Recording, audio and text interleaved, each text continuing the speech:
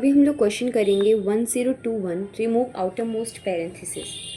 इस क्वेश्चन में बेसिकली हम लोगों को एक स्ट्रिंग दी गई हुई है, उसके अंदर ब्रेसेस लगे हैं पैरेंथेसिस। हम लोगों को सबसे आउटर पैरेंथेसिस को रिमूव करना है। सो इसका आउटपुट हो जाएगा, जैसे एक ये पैरेंथेसिस थी इनर पैरेंथेसिस, ये एक इनर पैरेंथेसिस थी और ये एक आउटर पैरेंथेसिस थी, तो ये इसको हम लोग रिमूव कर दिए तो ये एक दो पैरेंथेसिस बची।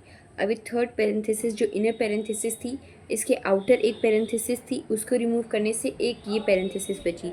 तो एक दो तीन हम लोग की फाइनली थ्री इनर पैरेंथेसिस थी जो आउटर पैरेंथेसिस को निकाल के वापस आ गई। अब इसको करने का तरीका क्या है, सबसे पहले हम लोग एक स्ट्रिंग ले लेते हैं, स्ट्रिंग रिजल्ट। हम लोग रिजल्ट में ही इसको स्टोर करेंगे एंड फाइनली इस रिजल्ट को स्टोर कर देंगे। अब हम लोग सबसे पहले एक बैलेंस वेरिएबल नेम ले लेते हैं, स्टार्टिंग में उसको 0 असाइन कर देते हैं। हम लोग अब इस स्ट्रिंग को ट्रैवर्स करेंगे फॉर लूप से। सबसे पहले आएगा ये सबसे पहले हम लोग स्ट्रिंग को लिख लेते हैं, फिर उसको एक एक करके ट्रैवर्स करते हैं। तो सबसे पहले ये आएगा, तो हम लोग के कोड में ये होगा, जब भी कोई ओपनिंग ब्रेस आएगा, दैट इज़ ये वाला, ये ओपनिंग है, ये ओपनिंग है, ये क्लोजिंग होता है। तो जब भी अगर कभी भी जो हम लोगों का कैरेक्टर है, अगर वो ओपनिंग ब्रेसेस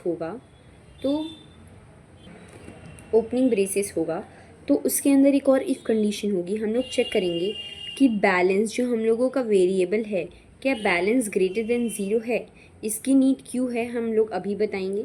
तो हम लोग उस रिज़ल्ट में उसको ऐड कर लेंगे, तो रिज़ल्ट में ये ऐड हो जाएगा। अब फिर बैलेंस को हम लोग इंक्रीज़ कर देंगे।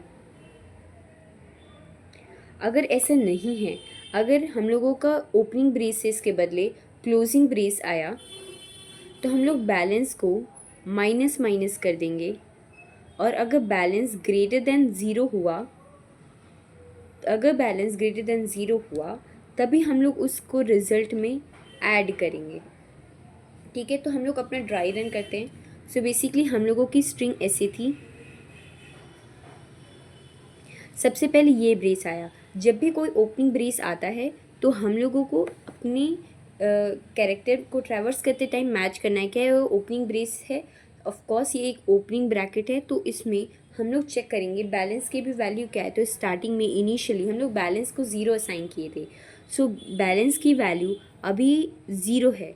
तो अगर बैलेंस की वैल्यू 0 है, बैलेंस की वैल्यू ग्रेटर देन 0 नहीं है, सो हम लोग इसको ऐड नहीं करेंगे और डायरेक्टली बैलेंस को इंक्रीज़ कर देंगे।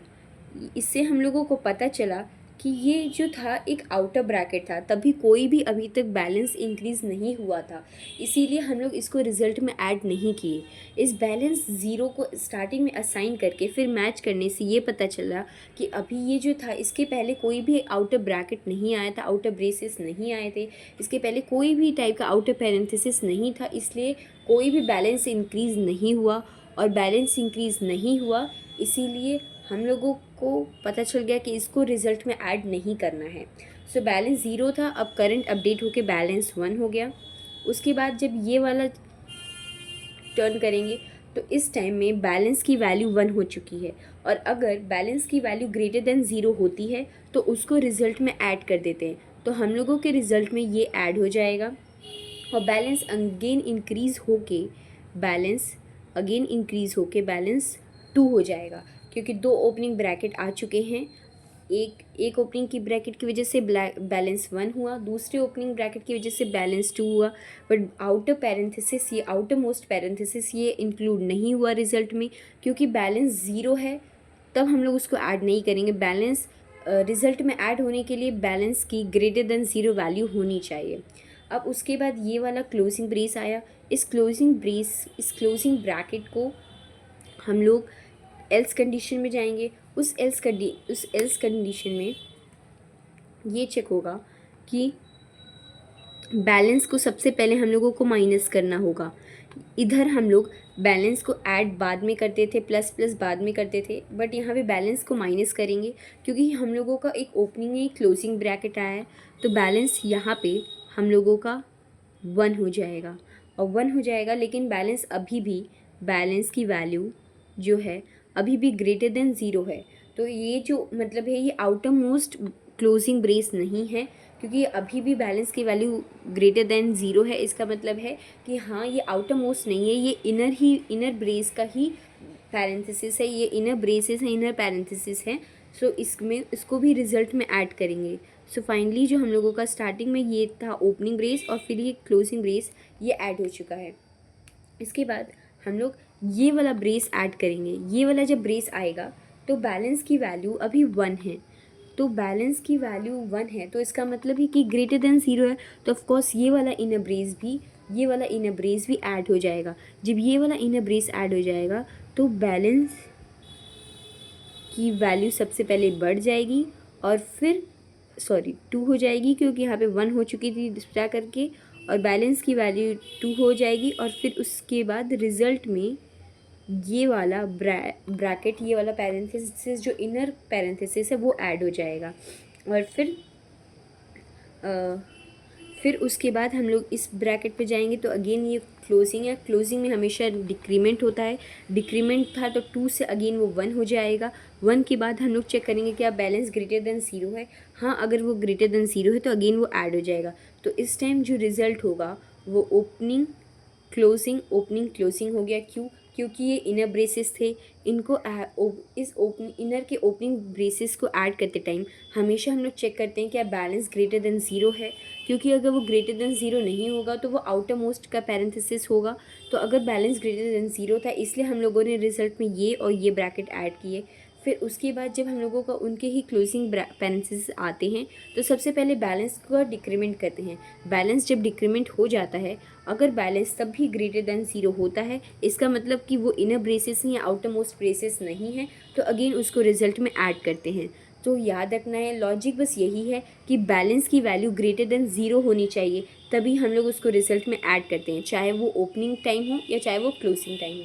अगेन यहाँ से हम लोग जब ये वाला ब्रैकेट इसको ऐड किए तो डिक्रीमेंट करने के बाद बैलेंस की वैल्यू यहाँ पे 1 थी। अगेन जब ये वाला ब्रैकेट आया तो बैलेंस की वैल्यू 1 थी। अब डिक्रीमेंट करने के बाद बैलेंस की वैल्यू 0 हो गई। जब बैलेंस की वैल्यू 0 हो गई इससे, तो ये वाला ब्रैकेट इसमें ऐड नहीं होगा, क्योंकि कभी भी रिजल्ट में ऐड करने के लिए बैलेंस की वैल्यू ग्रेटर देन 0 होनी चाहिए।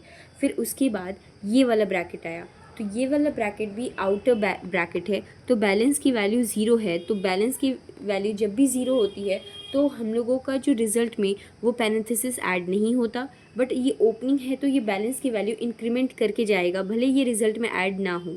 तो ये वैल्यू से हम लोगों का इंक्रीमेंट होगा। हम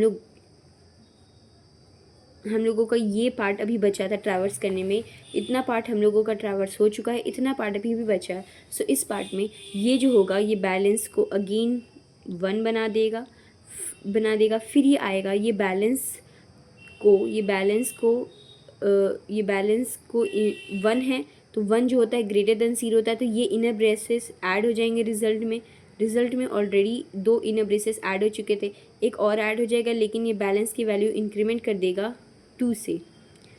ये 2 हो गया। ये जो क्लोजिंग है ये डिक्रीमेंट करता है, फिर ऐड होता है तो डिक्रीमेंट करेगा, तो बैलेंस की वैल्यू 1 हो जाएगी और ये भी ऐड हो जाएगा।